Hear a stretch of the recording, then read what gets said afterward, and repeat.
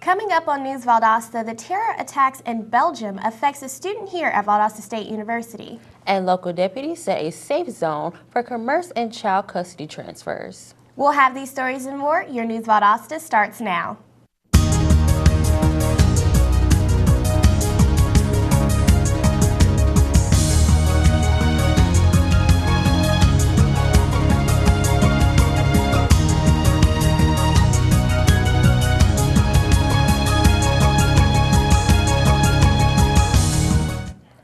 Welcome to News Valdosta. I'm Zakira McKnight.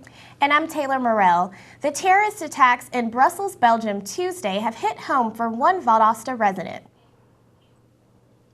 Belgian-born Valdosta State University student Michael Prates has friends and family members that live in the Brussels area. He phoned them as soon as he heard the news of the attacks. Luckily, he found that no one was harmed, but said he could sense anger from his friends toward the Belgian government. Prates mentioned that he and his friends believed something like this was inevitable because of the lack in policing and border control in the region. At least 31 people were killed in the attacks, and an estimated 260 were injured. 3 days of national mourning will be practiced in Belgium in remembrance of those lost. The Lowndes County Sheriff Department is joining a nationwide movement designated specific parking lots for the public to use as exchange zones. Sheriff Chris Prine wants the public to use these exchange zones as a precautionary safety measure for people meeting for exchange dealing with child custody, online sales, or anytime it's needed. Exchange zones will also be marked by a 15-minute parking sign. The zones will not be monitored by on-site personnel, but will have 2-hour video surveillance. Cameras will not be watched the whole time, but in the event that something happens, the videos can be reviewed by law enforcers. The City of Valdosta's tree ordinance will finally get some pruning. This comes after much controversy surrounding a local businessman who was reprimanded for not properly pruning crepe myrtles on his commercial property. Revisions to the ordinance made the landscaper or landscaping company responsible for violations, but a special clause has been inserted for the crepe myrtles. The clause now states that warnings will be issued for first-time topping violations, but any other violations involving crepe myrtles will follow normal procedure. Council members also trying to approve the removal of jail time as punishment and instead only charge fines. Citizens of Valdosta can now complete an online survey to voice their opinions on a recent proposal to build a parking deck in downtown Valdosta. You can find the survey on the city's website as well as conceptual drawing of maps of proposal. The survey will be available until April 12th. At that point, a report for the comments will be discussed at the Central Valdosta Development Authority meeting that afternoon. State employees could be seeing a slight pay raise soon following approval yesterday of a $23.7 billion state budget. Georgia lawmakers approved the budget that would give thousands of state employees a raise and retirees a one-time bonus. They anticipated that the most state employees will receive a 3% raise, but expect that a number will be higher for state local enforcers and public health nurses. More money for the schools, and also a part of this plan will hope that local districts will use it for pay raises. When we return, Valdosta realtors attend Legislative Day in Atlanta. And several foods have been reportedly recalled from local grocery stores. Find out which foods when we return with News Valdosta.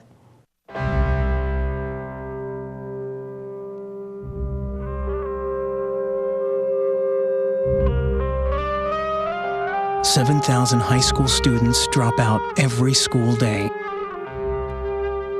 That's a line of desks more than 4 miles long. We can keep students in school. Visit boostup.org and take the first step. I got my MBA online at VSU. As a working mom who travels on business, I needed an MBA program that fit my schedule and allowed me to balance both my work and home life. VSU's Web MBA was perfect. I was able to spend time with my family in the evenings and then complete my assignments. My MBA is one of my greatest accomplishments. It was hard work, but I would do it again in a heartbeat. Don't wait. Start your MBA today. Welcome back to News Valdosta.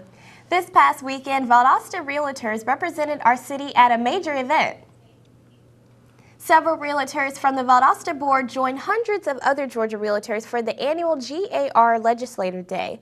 The event was located at the Georgia Capitol. Legislative Day brought them together with 850 other Georgia realtors to address matters of home ownership and private property rights with their elected officials. According to the board, Valdosta Board of Realtors exists to serve members to help them be more successful in real estate. With more hospitals across Georgia reporting flu cases, the illness has deeply impacted Georgia residents. Even though there is only a mild flu season this year, Georgia is just one of the 14 states that has reported high flu activity. Since the flu is still rearing its ugly head here in Georgia, be sure to take proper precautions. Everyone 6 months and older should get a flu vaccination every season, so make sure to get yours now. A number of foods from companies with products that are sold in local grocery stores have been recalled. Foods from companies such as Tri-Union Seafoods, Bumblebee Foods, Texas Star Nut and Food, and Purdue Foods have been recalled, all due to different reasons. Purdue Foods was said to be contaminated with plastic materials. Problems with Texas Star Nut and Food reportedly were due to the potential for salmonella contamination. You can visit the FDA's website for more information on these recent recalls. The Valdosta Lowndes County Library is hosting a Les Mis French class every Monday at 4:30 p.m. Classes are open to all ages but cater more towards younger kids to help them grasp the language and the culture at an early age. The younger they start, the easier learning the language will be. You can call the reference desk for more information.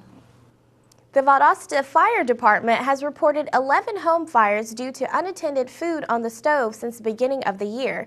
To stay safe this Easter holiday, make sure to check smoke detectors once a month and change the batteries at least once a year. Smoke detectors sense abnormal amounts of smoke and invisible combustion gases in the air.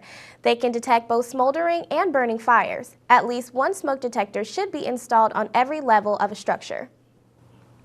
Tomorrow, 4 of Valdosta's newest firefighters are set to graduate from the 2016 Recruit School. The ceremony will take place at 11 a.m. at the Mathis Auditorium located at 2300 North Ashley Street. Citizens are invited to attend the graduation. For more information, contact the Valdosta Fire Department's Captain James Clintscale.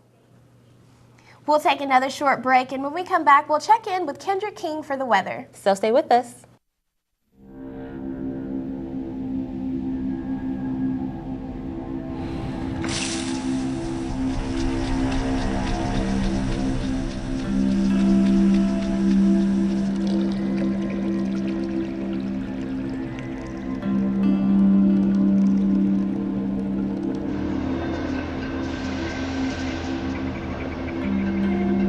When some people struggle with their mortgage payments, they become frozen, petrified.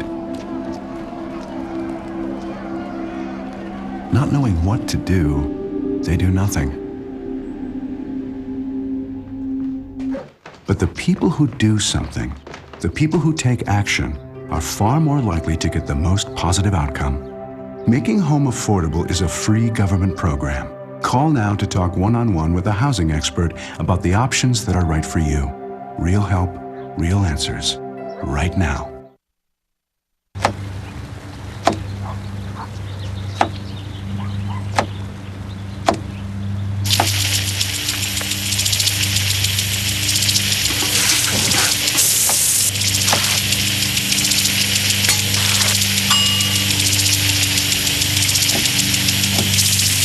Clean kitchen surfaces, utensils, and hands with soapy water. 1 in 6 Americans will get sick from food poisoning this year. Keep your family safer. Check your steps at foodsafety.gov. Welcome back to News Valdosta. Now it's time to take a look at our weather with Kendrick King. Kendrick, what's in the forecast? Thanks, ladies. Today we're expecting plenty of sunshine with a high of 80 degrees and no chance of rain. However, it will get a little windy, so it should cool us off while we're outside in the warm weather. It's time to hang up the heavy jacket for now and put on those comfortable clothes you have been waiting to wear. Tonight, the temperature will drop down to 52 degrees, and there will be no chance of rain. As the temperature drops, we can expect to see a few passing clouds, and the temperature will get a little cooler. There will be light winds as well tonight, so it would be a good idea to wear a light jacket that will keep you warm. Tomorrow, we can expect to see partly cloudy skies heading our way. The high would be 83 degrees, and there would be a 20% chance of rain as well. Heavy winds with possible thunderstorms are expected throughout the day and the night, so have a rain jacket and umbrella close by just in case. The UV index for today is 8 on a 10-point scale. This is considered very high on the scale, meaning the sun will be out, so make sure you use sunscreen at least SPF 15 to block any damage from radiation. Today's pollen count is at a high level. The trees in the local area are the main source of pollen that we are receiving.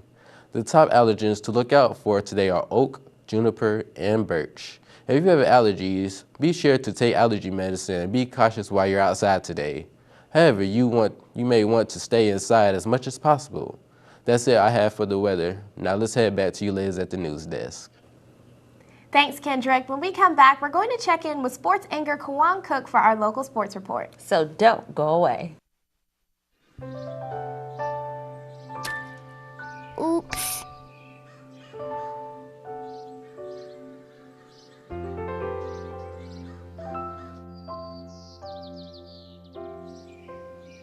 Uh-oh.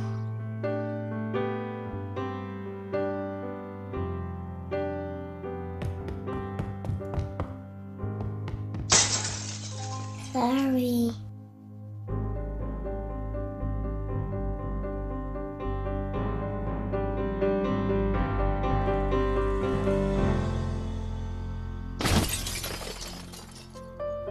Get on top of it before they do. Every 24 minutes, tipped furniture or a falling TV sends an injured child to the emergency room.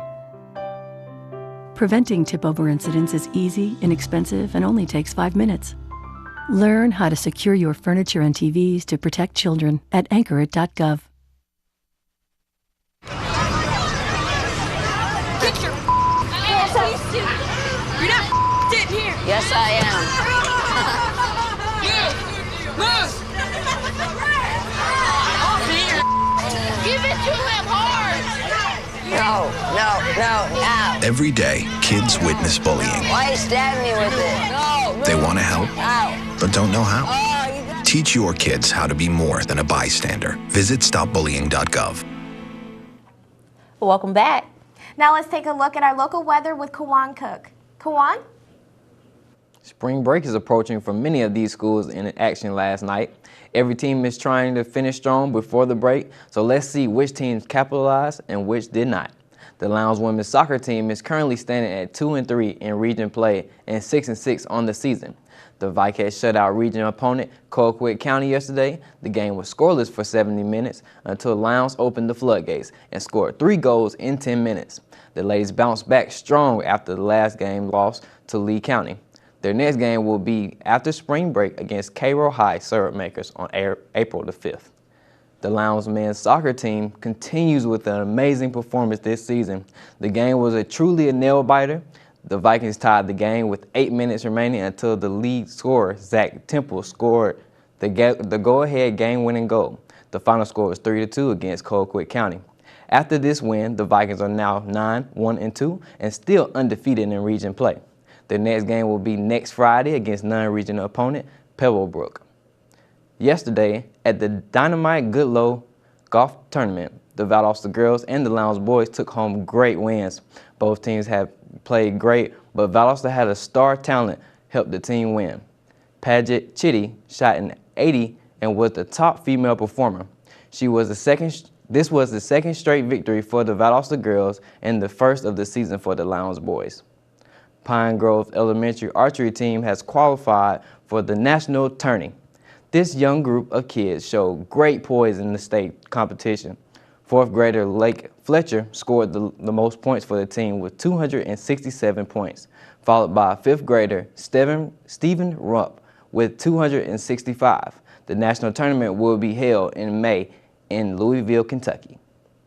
The Valdosta baseball team extends their win streak to 5 games after a win against region opponent Tift County last night. The final score was 7-1, and Valdosta pitcher Luke Ard delivered the team's second no-hitter of the season.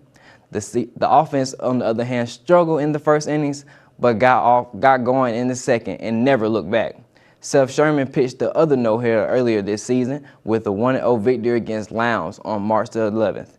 The Wildcats' next game will be Friday against region opponent Lee County.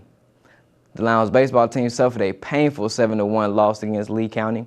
The Vikings are now currently on a 5-game losing streak, and that gives the team another loss in region play. At this rate, it seems the team will look to end this streak soon. The Vikings' next game will be in Savannah against non-regional opponent Islands High School. The Valwood baseball team played in a thriller yesterday against Westwood High. The team found a way to win even after an exhausting 11 innings. That's 3 innings more than regulation for high school sports, guys. That shows that this defense is extremely talented. But we can't forget about the offense that came up big with a late scoring run to stay undefeated in region play. The team's next game will be tomorrow against Brookwood High. That's all I have for sports today. Back to you ladies at the news desk. Thanks, Kawan. After the break, find out more about an upcoming Easter egg hunt at Southside Recreation Center. So don't go away.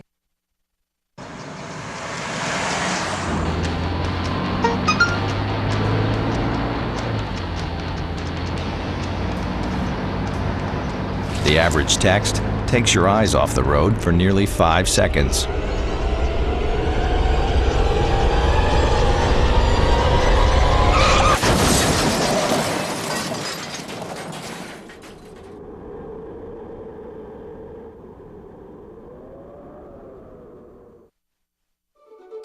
Here, beauty is a lot more than skin deep.